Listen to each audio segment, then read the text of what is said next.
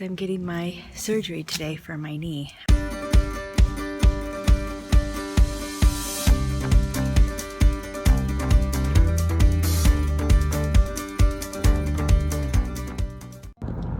So I'm on my way to get my corona test. I'm having surgery on Monday and I have to have the corona test beforehand, and I have to say that I'm a little, I don't know, worried about this test. I have heard that it is very uncomfortable, and I also am not quite familiar with the hospital, so I really hope I know where I'm going. The message told me to stay in my car, so I don't know if it's one of these drive up corona test types of things.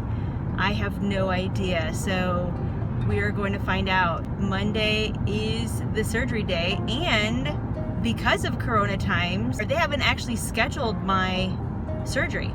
My surgery is on Monday, but I have no idea what time. I have no idea where exactly I need to go. I know it's in Silkeborg. There are a lot of unknowns. We were told that I would be given the time 2 days before my surgery, and today is Friday, so we shall see. I don't have any symptoms of corona, so it should be a negative test. I haven't gone anywhere but Denmark this summer, and we've been trying to stay in nature and kind of avoiding some, you know, crazy places with a lot of people. So I'm not really worried about that. It just would be nice to know when the surgery is going to be. Just get this corona test out of the way and hopefully everything else falls into place. So I've made it here to Viborg, and now I'm just sitting in my car waiting in line. Yeah, it's a drive-in corona test. It's so weird. I actually couldn't find it. I mean, Google does a fantastic job finding even the door that I need to be at in the hospital, because the hospital's separated by like A, B, C, D, all these different sections, and it even could find that. So I thought that was amazing. But the fact is that the direction that I came from, you couldn't see where to go. So I ended up having to like turn around in the roundabout and then come in the other way, and then I was able to find where to go, no problem. And I'm next in line. There was only one car ahead of me, so that's pretty good. I know that there aren't any cases, if there are any, there aren't that many in this area right now in August of 2020. So yeah, I'm not, I guess, surprised that there isn't a very long line. I don't know. I don't know what to expect. But I see two personnel up there. It looks like they've got like rain smocks on, the kind you could see through. Oh, I'm being flagged up. Here I go. All done, and I survived. And I noticed there's like 4 cars behind me, so I made it in a good time. I'm actually done 5 minutes before my scheduled time. And just as they had said, it would only take 2 seconds, and it pretty much did. It didn't take any time at all. It was a long swab, and they had to like swab my tonsils back of my throat, and that's it. And I'm on my way, so I'm all done. So it wasn't as bad as I thought it was, and hopefully everything else starts to fall into place.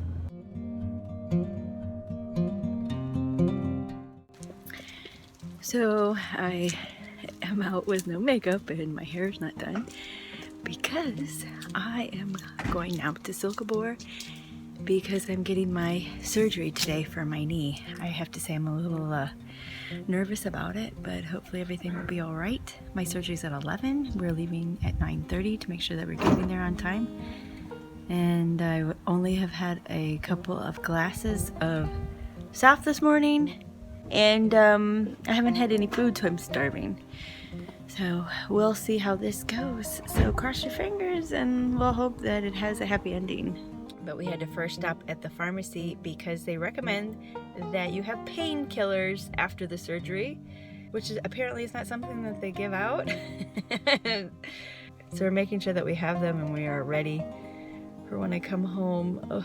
It's just, I've never been in a hospital situation like this in Denmark before, and I really don't know what to expect. I gotta hope that my pain is gonna be going away and I'm actually gonna be more active now after my surgery. I mean, that is my overall goal.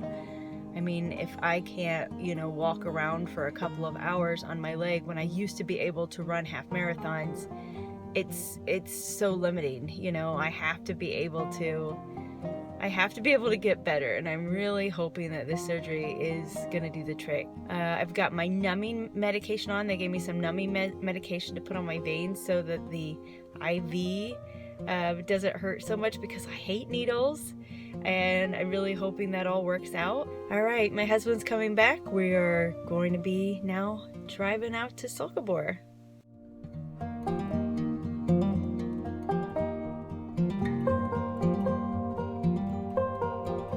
So I am home from surgery and I'm feeling pretty good. So hopefully I'm on a positive road to recovery.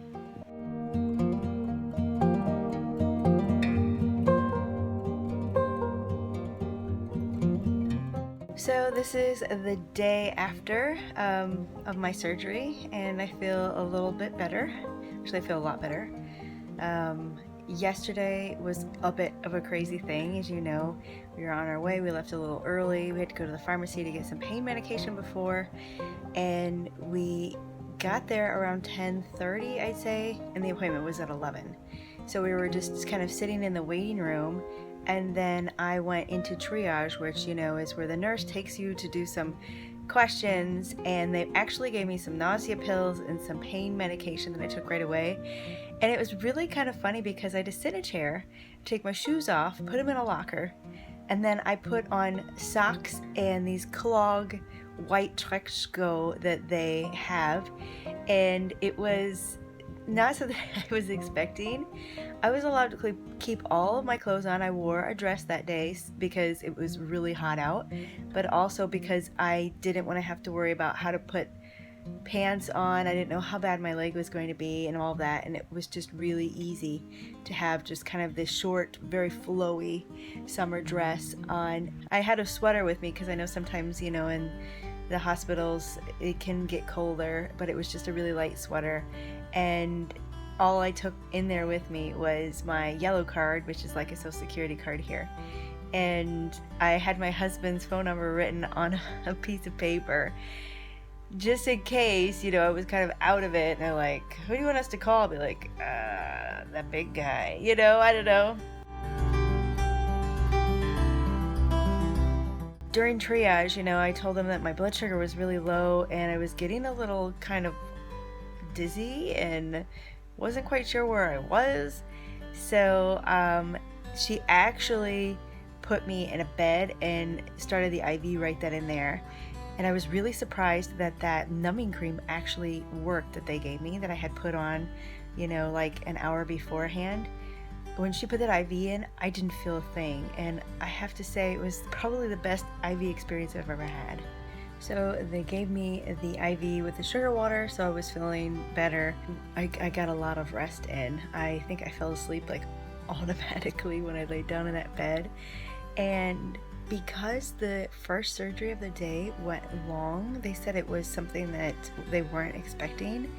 My surgery time got pushed from 11 to 2 o'clock. So it was very unexpected that I'd be in the hospital that long. But like I said, I got a lot of rest in, so I think it also helped me kind of relax a little bit, because I think I was really kind of anxious, especially, you know, for the IV. That's like one of the worst things, you know, because you're awake for that. Things happen. You can't really predict what's going to happen with someone else's surgery. I'm just glad that wasn't me, because yeah, I'd rather be in the hospital longer, you know, waiting and resting than being in surgery. So I really hope whoever that was is okay. So I went in for surgery and a little after 2. I had always been like given an IV, and they started the, you know, process of putting you under, and then you'd be wheeled into this exam room. So maybe I would be wheeled in, but I don't ever remember an experience in the USA where I had to walk to the operation room. It's so weird, because when the nurse came to get me, and she goes, okay, it's your turn. Are you ready to go? And I said, yeah. And she goes, well, come with me. And I thought, what? So I got up and we took my IV bag and we walked really just down the hall. It was very, very close to where we were. And I walked right into the operating room. It was kind of weird, and laid down on the bed, and they kind of got me all ready. We put my arms out to the side, and I had a nice warm blanket on. Again, I was still wearing my dress. You know, I had no like hospital gown or anything. It was really kind of a different experience. I've never worn like my regular clothes. And then as I'm laying there, you know, they're washing my leg, and the whole time they're telling me everything that they're gonna do right before they do it. You know, I meet the anesthesiologist, he tells me what's gonna happen, you know, all these sorts of things. And then they kind of put like a wrap around my leg, you know, and then wrap up my foot and the bottom of my leg, so only like the knee part is kind of exposed. And I like I said, I don't think I've ever really experienced anything like that where, you know, you're awake for all that sort of stuff. But I have to feel glad that I only was under for whatever amount of time I needed to be under for. So then she gives me an oxygen mask and says, okay, well, we're now going to start putting the medicine in your IV so you can fall asleep. And then, you know, normally in the USA they make you count backwards from 10, and then, you know, so that way they know, I guess, that you're passed out. I don't know. But I could start to feel the effects, you know, I could start to feel like how heavy everything was. And I don't know when I actually fell asleep, but I fell asleep, you know, it all worked out. I fell asleep before even the doctor came in, so he might have came in right after that and started. But it had to have been a very kind of short surgery in my mind. I went in there a little after 2. I don't remember the exact time that I woke up in recovery, and I don't exactly remember. I don't know if I woke up and walked back there. No, of course I didn't, because my leg was all boogered. I don't know how I got there, but I woke up in that same spot where I had been resting before the surgery occurred. Yeah, I was just really tired, obviously, you know, and I was in pain, but it's interesting that the pain wasn't severe. It was actually about the same amount of pain that I was in before I went into surgery. You know, that the reason why I wanted to have this surgery done is because of all the pain for so long. You know, it came and went, but that was probably like the worst amount of pain I could have been in just normally. So it wasn't horrible, but so they gave me something for the pain in my IV, and we kind of hung out until the pain started to go away. And my husband came in and, you know, sat with me, and we listened to the nurse. She kind of went over pretty much everything of what we would need to expect with the dressing of the wound, and when to make an appointment. I mean, I would have to wait 2 weeks to make an appointment with my general doctor in my town to get the stitches removed. I only had 2 stitches. It was overall a really good experience. The nurses all were very similar in age to my mother, and I have to say it was really kind of nice just because, you know, she couldn't be there. But I had kind of these ladies who were about maybe the same age, and that were very gentle and very caring and very like optimistic. And, you know, sometimes, you know, you might be in like a hospital or a doctor's office and you get like these grumpy people. They were just so, I don't know, I mean, they were just so easygoing. I mean, very Danish, I guess you could say, but they were just had absolutely perfect bedside manner, and I was just really fortunate to be there with them. So overall it was a really great experience. There's this website that they gave me that pretty much walked through the whole thing. It told me what was going to happen from, you know, the time that you're meeting with the surgeon, and then preparing for surgery, what happens during the surgery, what happens after the surgery. There are all these like kind of steps to it. And she went over the one specifically for after the surgery. So what I need to be prepared for, what I need to do on my own at home. And so she was showing me the exercises that I need to get started with right away. It talks about bandages and everything. And it was such kind of a relief to have all of this in one place. Actually, I had been on the website the night before just to make sure that I was doing everything right. or before the surgery, you know, not having eaten so many hours beforehand or had something to drink or something like that. Of course, little did I know that my surgery would have been pushed back, so I was starving. But that's another thing, that when you're sitting in there in the recovery and you feel that the pain is going away, then they actually give you something to eat. And it's so weird because in the US they would kind of call down to the cafeteria and, you know, maybe they'd order something for you or whatever. I know that when I had my kids at the hospital, you know, they gave you like a menu card and you'd have to fill it out to say what it was that you wanted to eat. I loved staying in the hospital because, you know, you got fed, you know, you didn't have to make your own meals. You didn't have to clean up after anybody. But this was just the nurse. She brought me in like half an apple cut up in slices and like a piece of bread that had like butter and cheese and like kind of like a lettuce carrot type of slaw thing on it, which was good enough for me. I mean, I think the bread was like focaccia or something. It was really good. But it was so weird that, you know, that she just went and brought me a sandwich. So I guess that's in her job description. I don't know. It was just really, really kind of nice. You know, you really felt, again, like you're taken care of by your mom more than, you know, I don't know. I know the nurses in the US always do a really good job. I was so thankful for a lot of the nurses that I had, especially having my children. We had another nurse who came and she was going to wheel me out to the front door. So that's another thing that I really appreciated, was the idea that I'm not on crutches, I'm not in a wheelchair after the surgery. They want me to be slightly mobile, you know, going from like the bed to the bathroom kind of thing. But I was wheeled out to our car and then my husband drove us home. And we don't live in the same town, so we had quite a bit of a drive. It wasn't anything too terrible, but I started to feel kind of motion sickness. I don't know if it's kind of coming off the pain medication or having the pain medication.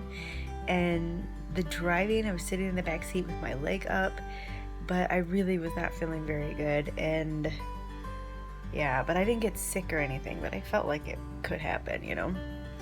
And then we had to go pick up my son from a friend's house because he went home with a friend, because we had no idea how long this is going to take. And he sat in the back seat with me.